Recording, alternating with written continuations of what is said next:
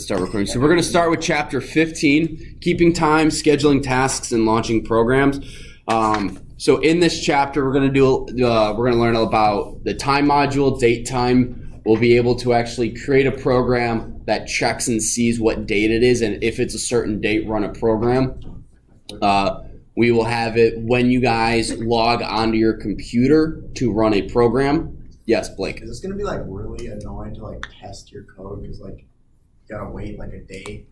No, you just set the time to be a very specific minute because it's hour, it's year, month, day, hour, minute, second. So there's 6 different things you can get. And then we're also going to do multi-threading, which is basically while our code is running, while we're waiting, do some more code in that code. So right now, our code, and this is how the book puts it, is if you have one finger, you can only do one thing at a time. So you start with your function, you get into a loop, you loop, and then you jump down here, and you can only follow it with one finger. With multi-threading, you have multiple fingers, and so you can have this going in a loop while you come down and do this while this is still going in a loop. So it's a little confusing. But it is pretty awesome. So you can run like 2 loops at once. You could be running 2 loops at once, yeah. It's gonna be some pretty fun flowchart. Yeah, we're not gonna do flowcharts. All right, so I would recommend you guys do this in the shell, or not in the shell, in the console. I'm gonna do it in the shell, but I will save it so you guys have a resource of all my mistakes and everything. So the first thing we're gonna do is import time, which you guys have used before. Right? Time.sleep. It pauses your code for whatever is left or whatever number is inside the parentheses. Time.time. This is the number of seconds, I believe. Yeah, the number of seconds from the Unix epoch. Oh, yeah. Which is commonly referenced in programming. It's 12 a.m. on January 1st, 1970. Oh. What? I can't remember why it is that. Would everybody think everything is going to go absolutely? That's when Is it like this the thing first was Y2K? created. Let's find out. I can't remember. Is there going to be a Y2K when we hit the year 2000? No. We all might be dead by then anyway. But the code will exist. The code will exist. The machines. It'll be a whole Horizon Zero Dawn. Everyone dies, and then we're all tribal with remnants of computers everywhere. Wait, that's what Horizon Zero Dawn is? Basically, yeah. That sounds pretty sick, actually. It's a good game. I liked I it. heard it's good. Instead of Number of seconds that have elapsed since that time minus leap seconds is treated as if it contains exactly 86,400 seconds. I can't remember why. Whatever, it doesn't really matter. You guys can figure that out later. And then again, time.sleep pauses the code for that long. Will we ever use time.time? I don't know. It seems like really unnecessary. Well, you could use it as a random, I guess. You could use it as based on the number of seconds since this, we're going to do something since it will always be. How random works? Yes and no. Random itself, no. But if you want to use if you want to use random for cryptography, there's a different module that you use that's harder to crack. I can't remember, but if you go to python.com/docs and go to random, it will specifically say, do not use random for cryptography or password encryption or anything like that. Use this one instead. I can't remember what it is though. So then there's this also, what you can do is you can figure out how long it takes your code to run a certain program. So I'll do this in the book. I'll do this over here. So in the book, I should have done this earlier. I apologize. Import time, define, calc, prod. So this will calculate the product of the first 100,000 numbers. So product is 1 for I in range 1. What's the name of the function? Calc, prod, calculate the product. So 1, 2, 3. So that's 100,000 right there. Product plus equal 1. That's not it. Product plus equal I. Right? Wait. Oh, the product, not the sum. Times equal Yo. I. Why do I feel like TIME is not? TIME? That's how you spell time, Blake. It just Jeez. seems wrong for some reason. Return product. And then start time is time dot time.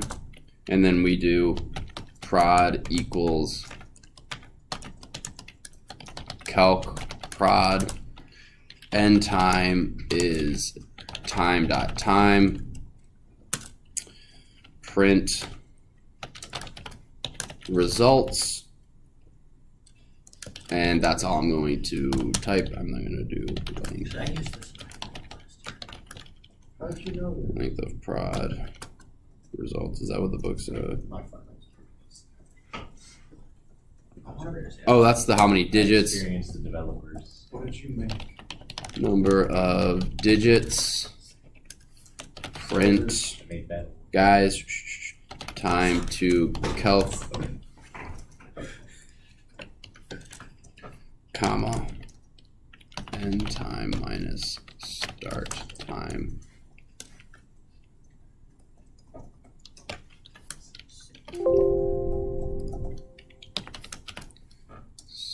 And then, all right, so this is calc product, because it's advanced student resources. So then when we run it,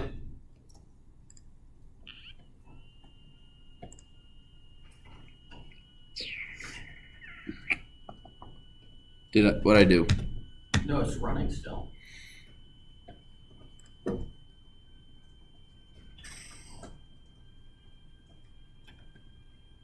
The book said it should take 2.8 seconds to calculate. They must have a much faster computer than I do. Yeah, that's So, oh yeah, guys, I wouldn't do this on your Surface for 100,000. shoot. If you guys already have, Everyone's following along. there we go. Stelter, do you Keyboard still have- interrupt. So let's do 1,000. Let's just start. Let's start. Oh. Okay, so that took 1,000th of a second. Yo, is that like in Google when it says like 4.5 billion results in like half a second? Something like that. So in order to calculate the sum, the product, that should be a much bigger number. Oh, the result is 456,000 digits long. Oh yeah, so this is so the product of every number from 1 to 10,000 is 35,000 digits long. That's what it's calculating. Wow. It's not the actual product. If we want the product, we would just do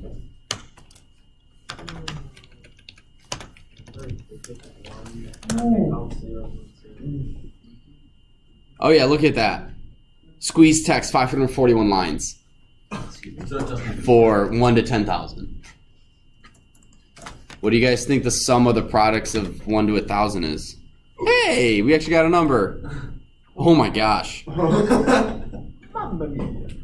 So that one is 2,500 characters long. Can you go back to Oh, that's nothing. But it takes, look how quickly it calculates that.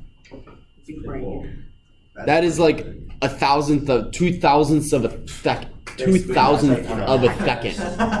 Suffering succotash. I thought I taught putty tat. I did say putty tat. So this is the code. So it's a pretty cool thing. You can measure how long it takes your code. So in your Python final intro for your game, how quickly it cycles through one loop to figure out how many. That's maybe not exactly how to do frames per second, but you can figure out frames per second using that. You can also use frames per second in your video game. Michael? Oh, that's different now. So it's saying number of digits 1 and then time to calculate 0.0. I don't know. Do you have product times equal I, or do you have product plus equal I? Time taken. Oh, wait, I found it. Okay, there you go.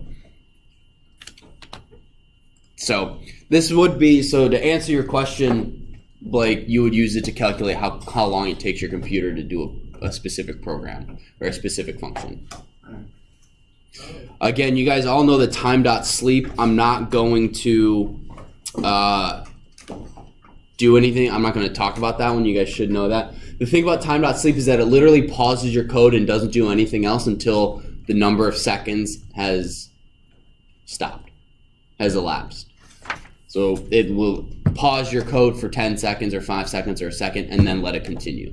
Not like multi-threading, which will continue to run your loop, but it will also do other things. And I doubt we're not going to get to multi-threading today, but we will. We will this week. So another thing you can do to round numbers, you can do time dot. I'm gonna whatever. All three. We'll do now equals time dot time, and then if we just run that, oh, because I forgot, and then import time. And we'll do print now.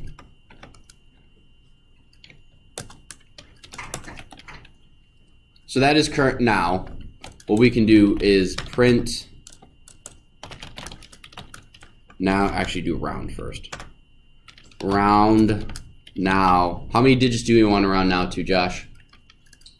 2. 2.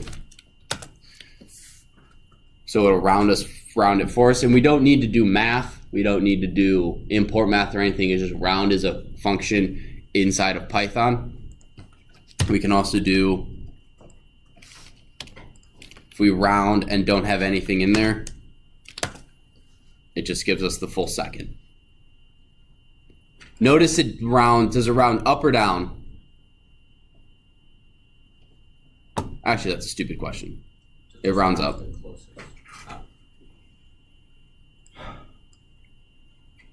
Yeah, because this is 8.55, rounding 8.6.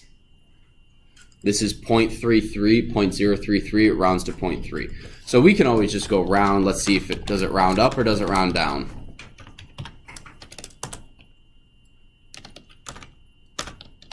Round 1.49. So Yeah. it rounds to the closest. It rounds to the closest whole number. Or rounds to the closest number. Any questions on that? Rounding up, down? Yes, no, maybe so. No? Okay. So we have 4 minutes. Project Super Stopwatch, we're not going to do that. Date, time. So this is an important one. Import date, time. Actually, I should probably do this over here.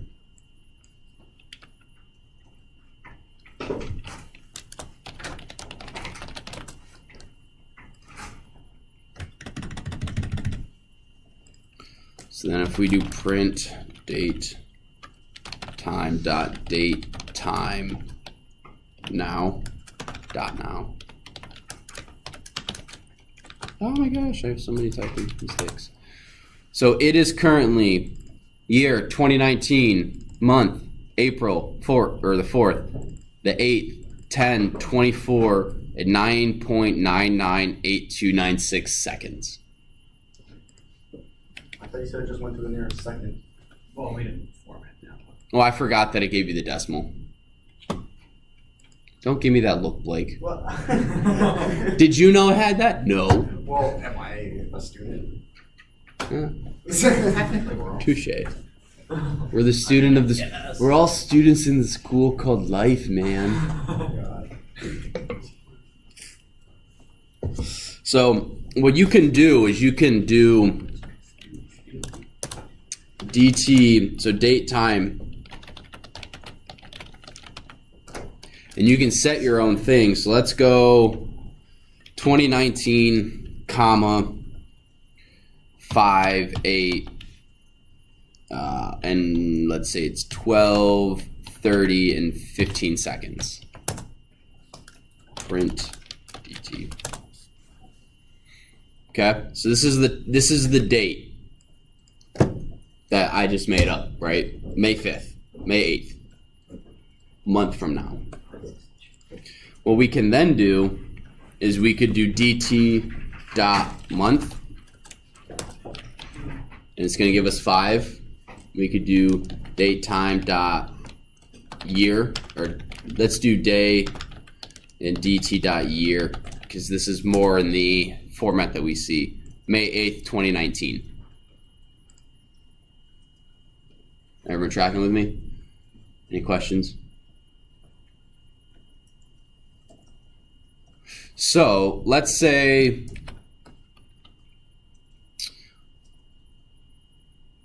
let's do now equals. What would you guys do if I wanted to, actually let's put this here. Let's just have this be now. How would I figure out the time until date at dt? Subtraction. Time until May 8th, 2019 at, what was it, 12:30? Yeah. 30:15. What do I type? Blake? You would type dt minus now something. Well, that won't work. I don't think. Wait, did it work? 30 days. Oh, did it actually work? Wait, was that the bell? That was. Yeah, it was.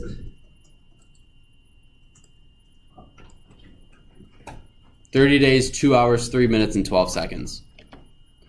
What do you guys notice? It threw in the 30 days. Oh yeah. If you subtract one date dt from another, it added this. So it gave me 30 days, comma, and then time. Because all I printed, if you look at the code, is is up until at 2:15. Wouldn't it make it easier to use the variable if it didn't have days, just a colon? Maybe, maybe not. Depends on what you're doing. Typically when you're doing that, whatever. Anyway, make sure your quiz is done by Wednesday, and I'll see you guys Wednesday. Thank you, Mr.